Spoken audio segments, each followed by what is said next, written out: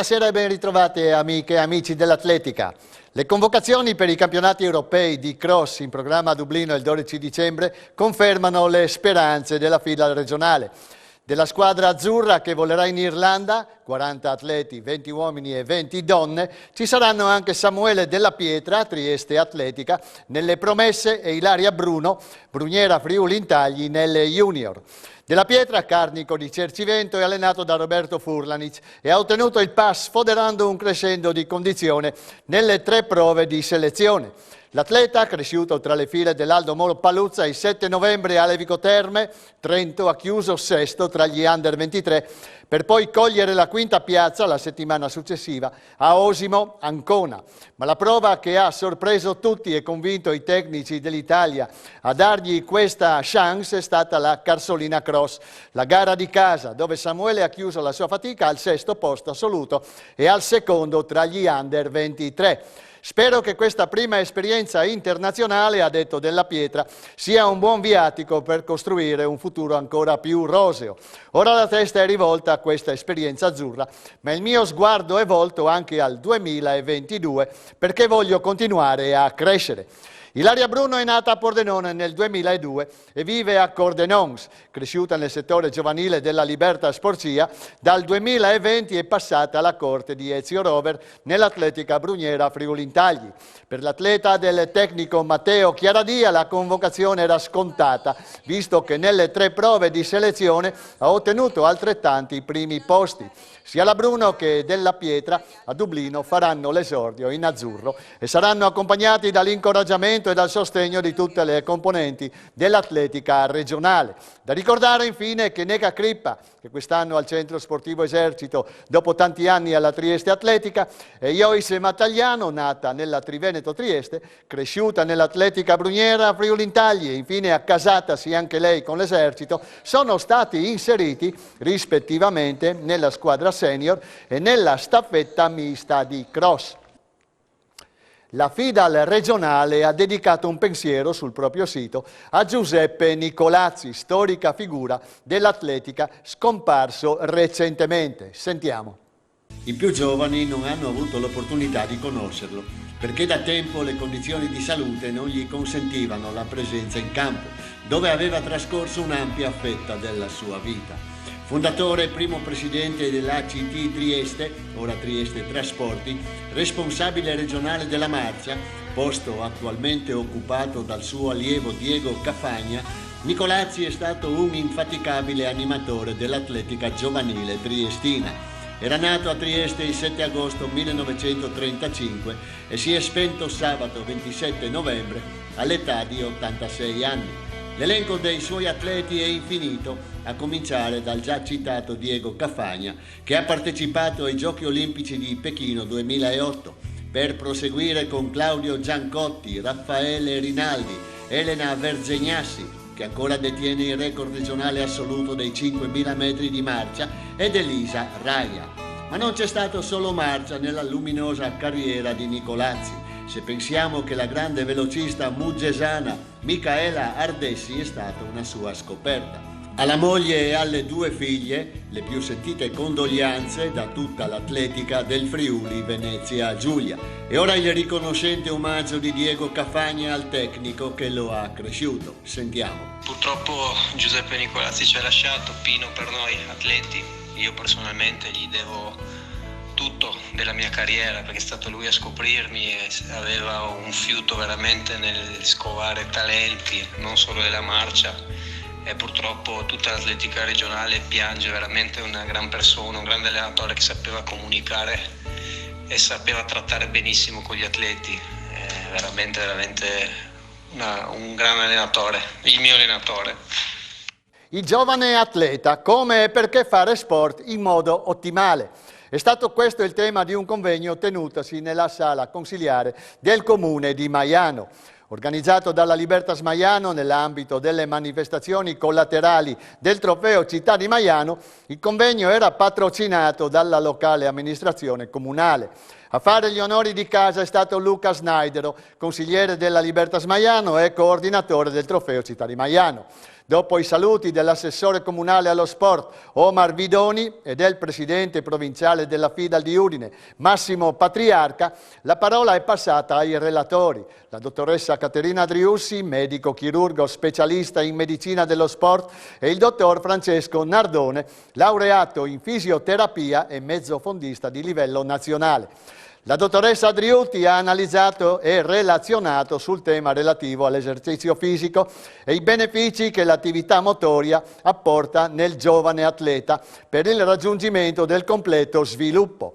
Il dottor Nardone invece ha sviluppato il suo contributo sullo studio posturale e sulla validità di attuare una giusta pratica d'allenamento sia in fase quotidiana che nei termini di gestione e recupero fisico conseguente a infortuni sportivi. Alla brillante esposizione dei due esperti è seguita una serie di domande del pubblico presente in sala. In chiusura della serata Luca Snaidero ha ringraziato i presenti, annunciato che a questo convegno seguiranno altre iniziative volte a far conoscere il giusto atteggiamento da attuare nella pratica sportiva. Il Consiglio federale ha assegnato ad Aviano i campionati italiani master di corsa campestre 2022. Appuntamento il 20 marzo, in palio i titoli individuali e di società. Aviano, con il centro sportivo Visinai, ospiterà l'edizione 2022 del campionato italiano master individuale di società di corsa campestre. È la prima volta che la FIDAL assegna al Friuli Venezia Giulia la massima rassegna nazionale di corsa campestre per gli over 35. Per la SD Atletica Aviano del presidente Matteo Redolfi si tratta dell'ennesima esperienza organizzativa a livello tricolore, dopo che la località turistica del Piancavallo ha accolto con grande successo nel 2007, 2011 e 2018 la massima rassegna nazionale master di corsa in montagna. Il centro sportivo Visinai, sede dell'appuntamento tricolore, è location collaudata e già sede di diverse campestri valide per i campionati provinciali studenteschi. Per i regionali master e giovanili, le nostre immagini si riferiscono al nono cross della Pedemontana Pordenonese che si è tenuto a fine marzo di quest'anno, oltre al cross nazionale della scorsa stagione. Evento di successo anche alla luce della complessa applicazione della normativa anti-Covid. Oltre al cross tricolore per la stagione 2022, l'Atletica Aviano ha in programma altre iniziative, dalla marcia FIASP ludico-motoria del 2 gennaio al meeting giovanile sulla pista di atletica inaugurata la primavera scorsa, alla presenza del presidente nazionale Stefano Mei, dalla 10 miglia internazionale Aviano Piancavallo del 26 giugno alla panoramica delle Malghe del 17 luglio. Dopo l'apertura dell'attività invernale con la Carsolina Cross di Trieste, mercoledì si torna sui prati con l'Atletica Buia Trepo Grande che ripropone dopo un anno di stop il cross del Monte di Buia per le categorie junior, promesse senior e master, sia maschili che femminili. Lo fa nella stessa data delle edizioni pre-pandemia, nella giornata dell'Immacolata Concezione della Beata Vergine Maria. Monte di Buia si trova nell'alta pianura friulana centrale, è la più alta delle 3 colline che caratterizzano il territorio, dove svetta la pieve di San Lorenzo. A ovest della pieve ecco il pianoro con le abitazioni che compongono la borgata di Monte. La struttura polifunzionale coperta, voluta e inaugurata nel 2006 dal Comune di Buia, completa la cartolina di questa meravigliosa località.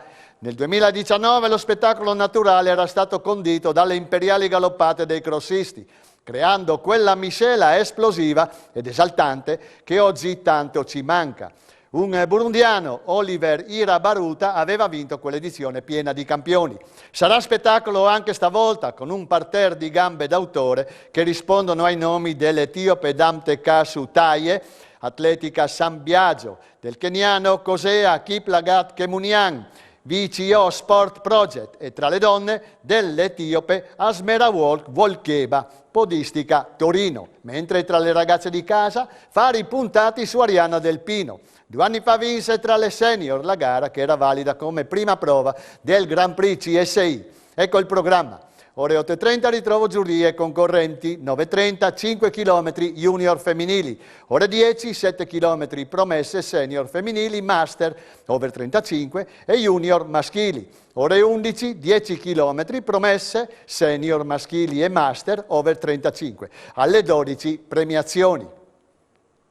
Manca poco meno di 2 mesi a Udine Jump Development, il meeting d'Italia di salto in alto, che il 2 febbraio richiamerà al Pala Indoor Ovidio Bernes di Udine alcuni tra i più forti atleti della scena italiana e internazionale. L'evento è giunto alla sua 4ª edizione, la prima senza la presenza fisica di Alessandro Talotti, ideatore e promotore del meeting. Le idee, i sogni, gli obiettivi di Alessandro restano però sempre concreti punti di riferimento per Mario Gasparetto, Massimo Di Giorgio e tutti i collaboratori di Udine Jump Development. Sentiamo le parole del professor Mario Gasparetto. Alessandro, già da atleta, ha dimostrato di essere una persona molto attenta, molto precisa, molto puntigliosa. Dopo una gara, soprattutto se è andata male, passavamo delle ore a discutere, a rivedere i dettagli, a cercare di capire cosa non era andato, cosa potevamo correggere. Notate, a discutere di ogni particolare, magari dietro una birra. Ecco, da dirigente sportivo poi ha portato questa sua qualità, questo suo essere attento ai dettagli, ai particolari, pretendere innanzitutto da se stesso che tutto fosse preciso. Ha portato questa sua caratteristica insieme al suo entusiasmo, insieme alla sua capacità di coinvolgere le persone, insieme alle tante amicizie, tante conoscenze che si era costruito nel mondo, e non solo dell'atletica, ma dello sport in tutto il mondo. Questa è l'eredità che ci lascia Alessandro e che cercheremo di fare del nostro meglio per poter portare avanti l'Udine Jump e renderlo quello che lui avrebbe voluto, una specie di mondialito dei salti. Tra le principali iniziative intraprese da Talotti, una delle più importanti è Udine Lab, il laboratorio nato dalla stretta collaborazione tra Udine Jump Development e l'Università degli Studi di Udine del corso di laurea di Scienze Motorie, ideato per fornire agli allenatori e agli atleti dei dati scientifici riguardo le loro prestazioni, in gara e in allenamento. Il tutto da analizzare e interpretare per migliorare la prestazione e prevenire gli infortuni. E proprio nell'ambito dell'attività di Udine Lab, in un incontro patrocinato dall'Università di Udine, sabato 29 gennaio, 4 giorni prima del meeting, nella sala Aiace del Comune di Udine, il giornalista friulano Gianluca Morassi, ex mezzofondista della Libertas Udine e autore di alcuni romanzi dedicati all'atletica leggera, dialogherà con la campionessa europea 2010 di maratona Anna Carmela Incerti e con il campione italiano 2019 dei 1500 metri Matteo Spanu. Inoltre, anche il meeting 2022 sarà accompagnato da un incontro formativo denominato Giornate Udinesi di Salto in Alto per gli studenti delle scuole secondarie che si terrà al Pala Indoor nelle ore precedenti l'inizio della competizione. La lista dei partecipanti sarà ancora una volta straordinaria. Udine Jump ha bruciato le tappe ed è già uno dei meeting di salto in alto più prestigiosi d'Italia. Nel frattempo fa l'occhiolino a quelli più importanti del vecchio continente. E questa era l'ultima notizia per stasera. Grazie per la fedele attenzione. Arrivederci a lunedì prossimo.